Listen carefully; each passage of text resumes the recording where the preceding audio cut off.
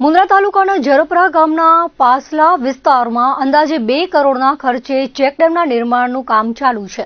ત્યારે મુન્દ્રા તાલુકા કોંગ્રેસ પ્રમુખ વિરમ ગઢવી તેમજ ખેડૂતો આગેવાનો આ ચેકડેમ સ્થળે પહોંચ્યા હતા અને સ્થળ પર જવાબદાર એન્જિનિયર અને કોન્ટ્રાક્ટરને સાથે રાખી ચેકડેમનું નિરીક્ષણ કર્યું હતું। મુન્દ્રા તાલુકા કોંગ્રેસ પ્રમુખ વિરમ ગઢવીએ જણાવ્યું હતું કે નવા ચેકડેમના પાયામાં જો આ પરિસ્થિતિ છે તો બની જશે પછી શું પરિસ્થિતિ હશે। ઉપસ્થિત આગેવાનો તેમજ વાડી વિસ્તારના લોકોએ ચેકડેમ ગુણવત્તાયુક્ત ન હોવાનું તેમજ કામ લેવલમાં ન હોવાનો આક્ષેપ કર્યો હતો।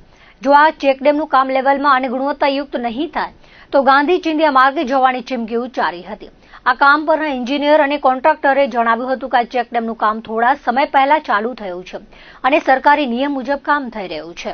એ પ્રમાણે સાઇટ એન્જિનિયરો, એની ઉપરના ડેપ્ટી એન્જિનિયર અને એની ઉપરના કાર્યપાલ એન્જિનિયર એ તમામે તમામ ત્રણેય એન્જિનિયરોની જવાબદારી થાય છે કે આવું જો કામ થતું હોય તો કોન્ટ્રાક્ટર તો એમાં દોષી છે જ, પરંતુ મુખ્ય જવાબદારી સરકારે લાખો રૂપિયા પગાર ચૂકવીને જેમને મોનિટરિંગ ઉપર બેસાડ્યા છે એ એન્જિનિયરોની ઘોર બેદરકારીના કારણે આ પરિસ્થિતિ છે અહીંયા।